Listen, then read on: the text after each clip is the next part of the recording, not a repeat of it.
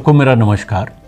जैसे कि आपने इंडस्ट्री में सुना होगा कि जब भी हम फ्यूल टैंक्स में काम करते हैं या कुछ एनर्जी स्टोरेज एरियाज में काम करते हैं तो इसमें चांसेस ऑफ इंसिडेंट बहुत हाई होते हैं। और हमारे पास ऐसे एग्जांपल्स भी हैं इंडस्ट्री में, जब यहाँ काम करते हुए बहुत सारे बड़े फ्यूल टैंक्स फट गए, एक्सप्लोड हो गए, तो इसके कारण मल्टीपल फैटेलिटीज़ हुई हैं। इस रिस्क को देखते हुए हमने अपनी ऑर्गेनाइजेशन में एक हॉट वर्क परमिट इंट्रोड्यूस किया है, जिसमें स्पेशल प्रिकॉशन लेते हुए, जैसे फ्यूल टैंक्स हैं या एनर्जी स्टोरेज एरिया है, उसमें क्या क्या एडिशनल अपने को या स्पेशल प्रिकॉशन लेने हैं।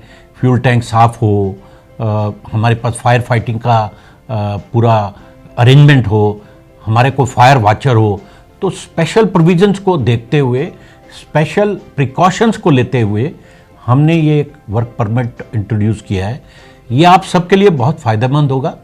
मेरी आपको ये रिक्वेस्ट है कि इस वर्क परमिट के बारे में ठीक से समझिए, नॉलेज लीजिए और इसको अडॉप्ट करिए।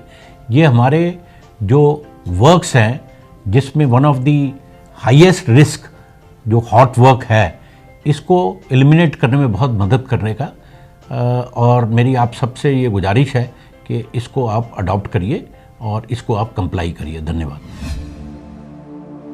हॉट वर्क के दौरान सुरक्षा।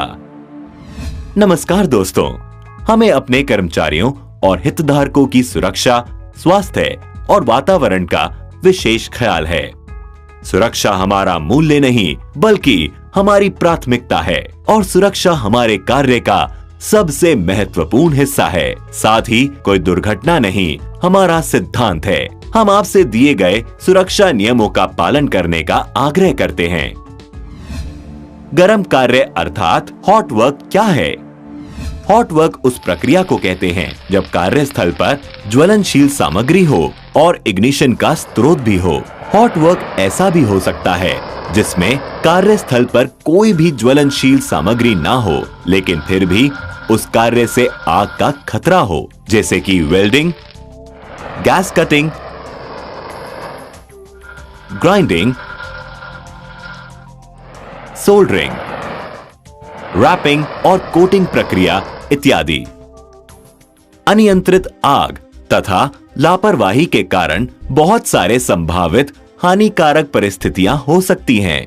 इसलिए कोई भी कार्य जिसमें गर्मी या चिंगारी उत्पन्न हो सकती है, उसका ध्यान से मूल्यांकन किया जाना चाहिए। मेरे दोस्तों, याद रहे कि आपके काम से उत्पन्न चिंगारी पिछले काम के दौरान अगर हानिकारक नहीं रही, इसका मतलब ये नहीं है कि आप इसे हल्के ढंग से लें। ऐसी एक चिंगारी में कई जाने लेने की क्षमता है। अगर इसे ठीक से मूल्यांकन किए बिना और आवश्यक सावधानी बरते बिना किया जाए तो कई खतरनाक दुर्घटनाएं हो सकती हैं, जैसे विस्फोट, मेजर आग, धमाका,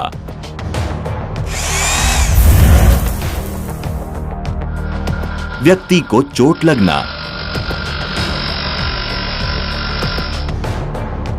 पर्यावरण प्रदूषण, बिजली द्वारा जल जाना। हॉट वर्क करने के लिए सुरक्षा की आवश्यकता। कार्यस्थल पर निरीक्षण करके पहचान की जाएगी कि कौन सा क्षेत्र सामान्य है और कौन सा खतरनाक ज्वलनशील, जिसका आधार होगा कि ठोस, द्रव्य और गैस की स्थिति में ज्वलनशील पदार्थ कहां रखें, चढ़ाएं और उतारे जाते हैं। वेल्डिंग, कटिंग या ब्रेजिंग ऑपरेशंस द्वारा उत्पन्न खतरों के संपर्क में आने वाले कर्मचारियों को व्यक्तिगत सुरक्षा उपकरणों द्वारा आवश्यकताओं के अनुसार संरक्षित किया जाएगा। किसी भी वेल्डिंग ऑपरेशन के लिए आवश्यक उपयुक्त सुरक्षात्मक कपड़े किए जाने वाले कार्य के आकार, प्रकृति और स्थान के साथ भिन्न होंगे। बंद स्थानों में जहरीले परिरक्षकों से आच्छादित सभी सतहों को गर्म करने वाले क्षेत्र से कम 4 इंच की दूरी के लिए सभी विषाक्त कोटिंग्स को हटा लिया जाएगा या कर्मचारियों को एयरलाइन श्वास यंत्र या स्वनिहित श्वास तंत्र द्वारा संरक्षित किया जाएगा। हॉट वर्क के क्षेत्र कार्य में या कार्यस्थल में मौजूद सभी तत्वों के जांच के बाद सभी कार्यस्थलों को दो हिस्सों में बांटा जा सकता है और वो है सामान्य क्षेत्र, क्रिटिकल ज्वलनशील क्षेत्र। आइए सबसे पहले सामान्य क्षेत्र की जानकारी लेते हैं। ये एक क्षेत्र है जो प्रतिबंधित या ज्वलनशील क्षेत्र नहीं है, लेकिन जहां दहनशील सामग्री का एक संभावित स्रोत मौजूद हो सकता है, जैसे कि गोदाम और अन्य गैर प्रक्रिया वाली इमारतें जनरल क्षेत्रों में गिनी जाती हैं। सामान्य क्षेत्रों के लिए आवश्यकताएं, आवश्यक प्रशिक्षण, ज्ञान, कौशल, जोखिम की पहचान और जोखिम का आकलन, उन्मूलन या नियंत्रण के उपायों के साथ किया जाना चाहिए। हॉट वर्क से जुड़े लोगों को आवश्यक प्रशिक्षण, ज्ञान और कौशल होना चाहिए। क्षेत्र में बैरिकेड, हॉट वर्क के स्थान पर बैरिकेशन टेप लगाए जिससे कोई और उस स्थान पर प्रवेश ना करे। अग्निशामक, आग बुझाने के उपकरण की उपलब्धता सुनिश्चित करें। काम करने की अनुमति, PTW, सामान्य कार्य परमिट फॉर्म जारी करने के साथ गर्म कार्य की अनुमति दी जाएगी। प्रक्रिया को कार्य करने की अनुमति दें और गर्म कार्य सूची में दर्शाए गए मानदंड का पालन करें। महत्वपूर्ण ज्वलनशील क्षेत्र में गर्म काम परिचालन से संबंधित होने पर इकाई प्रमुख के विशेष अनुमति के बाद और परियोजना से संबंधित होने पर परियोजना प्रमुख की अनुमति के बाद ही किया जाएगा। आइए अब जानकारी लेते हैं क्रिटिकल ज्वलनशील क्षेत्र की। ये वो क्षेत्र है जो प्रतिबंधित या ज्वलनशील है और जहां हमेशा दहनशील सामग्री संभावित, जैसे डीजल स्टोरेज और हैंडलिंग क्षेत्र, MIBC स्टोरेज क्षेत्र, गैस स्टोरेज क्षेत्र, हाइड्रोजन एवोल्यूशन क्षेत्र आदि क्रिटिकल ज्वलनशील क्षेत्रों के उदाहरण हैं।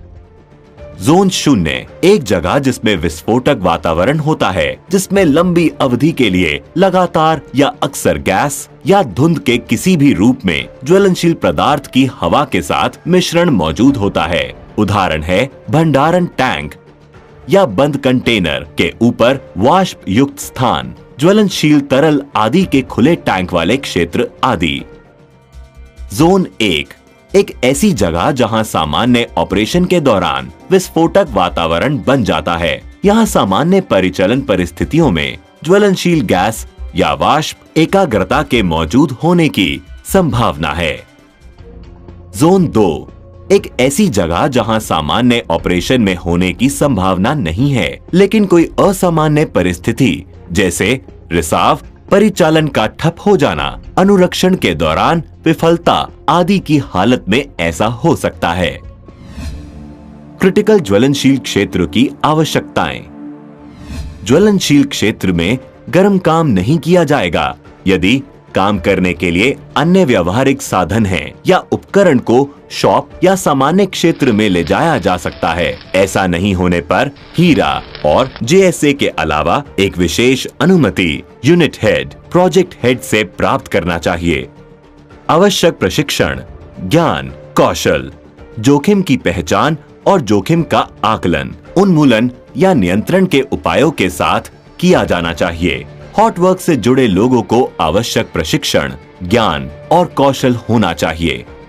क्षेत्र में बैरिकेड, यथासंभव किसी ज्वलनशील या दहनशील सामग्री को ज्वलनशील एरिया या हॉट वर्क के स्थल से बाहर रखें।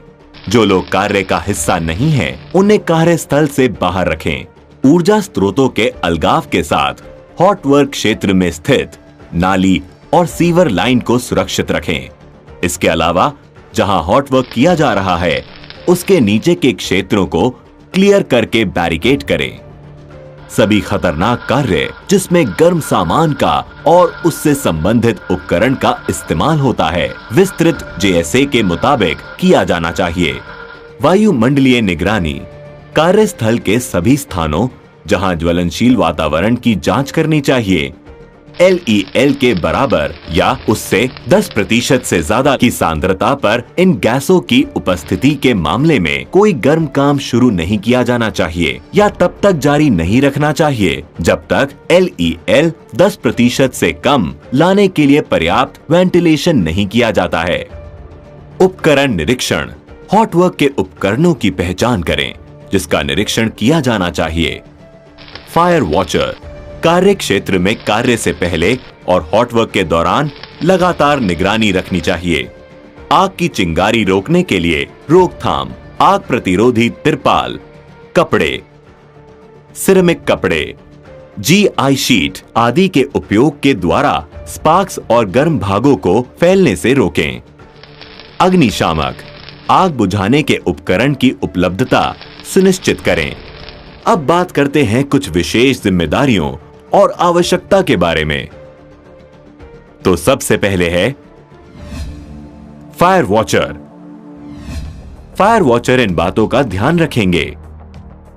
वो ऐसा कोई भी कार्य नहीं करेंगे जो उनकी जिम्मेदारी के साथ मेल नहीं करता। लगातार हॉट वर्क कर रहे व्यक्ति और आसपास की परिस्थितियों के कार्यों का निरीक्षण करेंगे।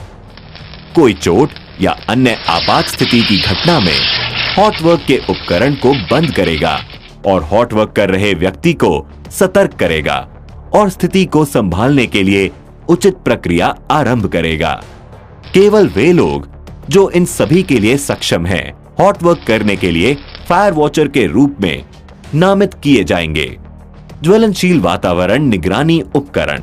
आग बुझाने के विशिष्ट उपकरण और संबंधित फायर सिस्टम से प्रशिक्षित होने चाहिए। आग सुलगने से अनचाहे स्पार्क को रोकने और फिर बाद में आग नहीं पकड़ने के लिए हॉट वर्क के पूरा होने के बाद न्यूनतम 60 मिनट के लिए फायर वॉचर को साइट पर रहना चाहिए। गर्म स्लैग या स्पार्क्स को रोकने के लिए गैर दहनशील सामग्रियों का उपयोग करें या यदि संभव हो तो दहनशील सामग्री को अलग स्थान पर ले जाएं। यदि हॉट कार्य ऊंचाई वाले क्षेत्रों में होता है तो एक से अधिक फायर वॉचर प्रदान करना आवश्यक हो सकता है। अग्निशामक यंत्र का उपयोग करें। कार्य के तथा स्थान के मुताबिक उचित प्रकार का आग बुझाने वाला यंत्र रखें। वर्ग A, B, C या D क्लास की आग पर असर, क्षमता तथा शमन एजेंट पर विचार किया जाना चाहिए। अग्निशामक पूरा चार्ज और उपयोग के लिए तैयार होना चाहिए। आग बुझाने की मशीन के उचित उपयोग से ऑपरेटर जानकार होना चाहिए। आग बुझाने का यंत्र हॉट वर्क के लिए समर्पित होना चाहिए। प्राथमिक बचाव के रूप में इमारत में लगी अग्निशामक का उपयोग न करें। ज्वलनशील वायुमंडलीय निगरानी। दिनांक, समय, निगरानी करने वाले व्यक्ति के नाम और ज्वलनशील पदार्थ के मौजूद निम्न स्तर को दर्ज किया जाना चाहिए। वातावरण में स्वीकार्य वायु गुणवत्ता स्तर। ऑक्सीजन कम से कम 19.5% और अधिकतम 23.5% से ज्यादा नहीं होनी चाहिए। ज्वलनशील वातावरण की निगरानी सभी ज्वलनशील क्षेत्रों में हॉट वर्क के लिए की जाएगी। साइट पर निरीक्षण के समय ज्वलनशील वातावरण की जांच की जाएगी। जिन परिस्थिति पर कार्य परमिट दिया गया था, अगर वो परिस्थितियां बदल जाएं, तो फिर से ज्वलनशील वातावरण की जांच की जाएगी। यदि परमिट को निलंबित कर दिया गया है और काम के ठहराव की वजह से फिर से ज्वलनशील वातावरण की जांच की जाएगी। सभी वायुमंडलीय निगरानी उपकरणों को कैलिब्रेट किया जाना चाहिए और निर्माता के निर्देशों के अनुसार उपयोग करने के पूर्व प्रदर्शन का परीक्षण किया जाना चाहिए। हॉट वर्क की कुछ विशेष आवश्यकता। हॉट वर्क में लगने वाले सभी उपकरणों का इस्तेमाल से पहले निरीक्षण किया जाना चाहिए, जिससे ये सुनिश्चित हो कि ये अच्छा काम कर रहे हैं। इन सभी टूल्स, उपकरणों और सामानों का ISI या समकक्ष प्रमाणित होना चाहिए। इनके उदाहरण कुछ इस प्रकार हैं।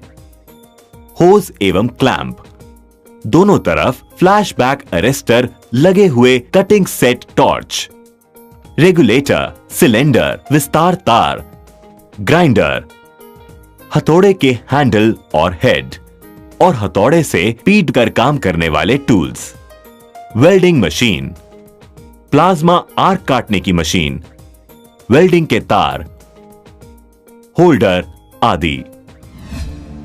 वेल्डिंग मशीन का निरीक्षण। मशीन के निरीक्षण में न्यूनतम निम्नलिखित बिंदुओं पर विचार करना चाहिए। उपकरण स्थापित करना। जब उपयोग में नहीं होता है तो संपीड़ित ईंधन गैस सिलेंडर को खड़ी हालत में रखें तथा सिलेंडर वाल्व पर रक्षक कैप लगाकर रखें। ऑक्सीजन या ईंधन सिलेंडर पर रेगुलेटर स्थापित करने से पहले तेल या दूषित पदार्थों के नहीं होने के लिए रेगुलेटर वाल्व और सिलेंडर वाल्व का निरीक्षण करें। गंदे घटकों का उपयोग ना करें। वाल्व पैकिंग ग्रंथियों के चारों ओर लीक के लिए सिलेंडर वाल्व की जांच करें। क्षति के लिए सिलेंडर वाल्व थ्रेड्स की भी जांच करें। वाल्व नोजल के एक तरफ खड़े होकर सिलेंडर वाल्व को धीरे से खोलें। स्क्रू को बाएं तरफ घुमा करके रेगुलेटर पर तनाव कम करें। सिलेंडर पर रेगुलेटर संलग्न करें। सिलेंडर वाल्व पर रेगुलेटर संपीड़न नट को अधिक ना कसें। रेगुलेटर और गेज के एक तरफ खड़े होकर धीरे धीरे ऑक्सीजन सिलेंडर वाल्व को धीरे से खोलें। पूरी तरह से ऑक्सीजन सिलेंडर वाल्व खोलें। ईंधन गैस सिलेंडर वाल्व खोलें। रेगुलेटर पर नली संलग्न करें। यदि नली नहीं है या सेवा से बाहर रही है तो इसे हर 50 फीट नली के लिए 5 सेकंड के लिए पर्ज करें। बैठने की सतहों और टॉर्च के ओ रिंग्स की जांच करें। टॉर्च को इकट्ठा करो। नोजल की छिद्र की जांच करें। अगर ये अवरुद्ध है तो इसे केवल नोजल क्लीनिंग टूल से साफ करें। टिप को साफ करने के लिए किसी भी मुलायम सामग्री पर कटिंग या हीटिंग टिप को ना रगड़ें। हॉट वर्क के लिए उपकरण तैयार करना। अवशिष्ट सामग्री को बाहर करना संभव नहीं है। सामग्री को साफ करने के लिए इनर्ट पर्जिंग का उपयोग किया जाता है। उपकरण से सभी ज्वलनशील या दहनशील सामग्री को साफ करें। ज्वलनशील पदार्थों को साफ करना सुनिश्चित करें जो लाइनर के पीछे या डेड लेग्स में फंसे हो सकते हैं। लोटो मानक आवश्यकताओं और प्रक्रिया प्रवाह डायग्राम और पाइपिंग और मापक यंत्र डायग्राम के अनुसार ऊर्जा स्रोतों को अलग करें। हवा का अंतर प्रदान करने के लिए पाइपिंग को डिस्कनेक्ट करें ताकि कोई भी सामग्री उस क्षेत्र या उपकरण में प्रवेश ना कर सके जहां हॉट वर्क किया जा रहा है। ब्लॉक स्थापित करें। जब उपयोग किया जाता है तो वे पहचानने योग्य और अलग होंगे और सेवा के लगाए गए रसायन, तापमान और दबाव के लिए उपयुक्त होंगे। जब उपरोक्त 3 विधियां संभव नहीं हैं, तो एक दस्तावेज जो खतरे के विश्लेषण और यूनिट हेड, प्रोजेक्ट हेड से अनुदित हो के साथ अन्य अलगाव विधियों का उपयोग किया जाएगा। अवशिष्ट सामग्री की सफाई संभव नहीं है। ये सुनिश्चित करें कि प्लग, स्टोपल्स और पर्ज गैसों का उपयोग हो। लोअर धमाका सीमा LEL गर्म काम के बिंदु पर 0% पर है और पर्ज गैस के बाहर निकलने के बिंदु पर LEL 10% से कम है। सामग्री को साफ करने के लिए इनर्ट पर्जिंग का उपयोग किया जाता है। सुरक्षित कार्य परमिट या हॉट कार्य संचालन प्रक्रिया में निम्नलिखित दस्तावेज को दर्ज करें। पर्ज गैस का उपयोग किया जाना है। संभावित ऑक्सीजन की कमी वाले वातावरण में वेंटिलेशन और कर्मियों की सुरक्षा के लिए विचार। ऑडिट और स्वयं मूल्यांकन। SRP और ऑडिट उपसमिति द्वारा निर्धारित कार्यक्रम के अनुसार साइट ऑडिट टीम द्वारा पहली पार्टी ऑडिट किया जाएगा। ऑडिट निम्नलिखित पहलुओं पर ध्यान केंद्रित करेगी। इकाई और संयंत्र अनुभाग के स्तर पर प्रोसीजर के बारे में ज्ञान। मानक और यूनिट स्तर प्रोसीजर का अनुपालन। प्रोसीजर का कार्यान्वयन, विशेष रूप से बहिष्करण के तहत प्रोसीजर। प्राधिकरण का अनुपालन, प्रलेखन और रिकॉर्ड। कमी को सही करने वास्ते कदम उठाने के लिए SBU हेड HOD को रिपोर्ट करने के बाद संबंधित यूनिट हेड, प्रोजेक्ट हेड को कमियों का रिकॉर्ड प्रस्तुत किया जाएगा। ऐसे सुधारात्मक क्रियाओं के रिकॉर्ड को भी संयंत्र अनुभाग द्वारा बनाए रखा जाएगा। निषिद्ध गतिविधियां। यदि गर्म कार्य एक निषिद्ध क्षेत्र में किया जाना है तब पता लगाने वाले सुरक्षा उपकरणों के अक्षम होने पर प्रभावित व्यक्ति से पूर्व नोटिफिकेशन प्राप्त किया जाना चाहिए। सभी प्रभावित कर्मचारियों को महत्वपूर्ण सुरक्षा उपकरणों को निष्क्रिय करने के बारे में औपचारिक रूप से अधिसूचित करने की आवश्यकता है, जो कि परमिट के तहत काम करने की आवश्यकता के तहत क्रिटिकल सेफ्टी उपकरण डिसेबलमेंट अधिसूचना के लिए निर्धारित कार्य प्रक्रिया के मुताबिक है। प्रभावित क्षेत्र के मालिक द्वारा हस्ताक्षरित प्रति को सुरक्षित कार्य प्रक्रिया SWP दस्तावेज के साथ संलग्न किया जाना चाहिए। वर्क परमिट की प्रक्रिया के तहत यह आवश्यक है कि सभी प्रभावित कर्मचारियों को महत्वपूर्ण सुरक्षा उपकरणों को निष्क्रिय करने के बारे में औपचारिक रूप से अधिसूचित किया जाना चाहिए। बंद जगह में वेल्डिंग ध्यानपूर्वक आयोजित की जानी चाहिए, जिसमें पर्याप्त वेंटिलेशन हो। इस तरह के कार्य में जोखिम होता है, इसलिए कन्फाइंड स्पेस वर्क का मानक लागू होता है। सिरामिक कपड़े, GI शीट या अन्य साधनों के उपयोग के माध्यम से स्पैटर्स को रोकें। केमिकल भरे टैंक या ड्रम को गैस से कटिंग या वेल्डिंग कभी नहीं करना चाहिए। कंटेनर को अच्छी तरह से साफ करें और किसी भी हॉट वर्क करने से पहले अंदर के दहनशील गैसों को दूर करने के लिए हवा मारें या पानी भरें। आपातकालीन प्रक्रिया साइट पर इन आवश्यकता के अनुसार आग की आपात स्थिति के लिए प्रक्रिया योजना सुनिश्चित करेगा, जिसमें कुछ बातों का ध्यान रखना आवश्यक होगा, जैसे अग्निशामक कर्मियों और फायर वॉचर को अग्निशामक प्रशिक्षण देना, जिसमें खतरनाक परिस्थितियों में आग का सामना करना शामिल हो। कार्यस्थल में उपलब्ध सभी अग्निशमन उपकरणों के इस्तेमाल में उचित रूप से प्रशिक्षित हो। जहां हॉट वर्क किया जाता है, एक पोर्टेबल फायर एक्सटिंग्विशर जो आग जोखिम के प्रकार के लिए उपयुक्त है, उस स्थान पर उपलब्ध होना चाहिए जहां काम किया जा रहा है। आग लगने की हालत में सुरक्षित बाहर निकलने के रास्ते और चिकित्सा दल के पहुंचने के तरीके को जानें। आपातकाल में इस्तेमाल होने वाले उपकरणों और तकनीकों की जांच के लिए सुरक्षा ड्रिल होनी चाहिए। ये जांचना कि आपातकालीन उपकरणों, संचार उपकरण, फायर हाइड्रेंट और फायर टेंडर सुलभ तरीके से उपलब्ध है या नहीं। विभिन्न आग बुझाने के उपायों की पहचान करना और आपातकालीन उत्तरदाताओं के लिए इसकी आवश्यकताओं पर प्रशिक्षण प्रदान करना। तो दोस्तों, ये था आपकी सुरक्षा के बारे में। उम्मीद है आप इसे समझे होंगे और आशा है आप इन बातों का अपने कार्य में इस्तेमाल करेंगे। धन्यवाद।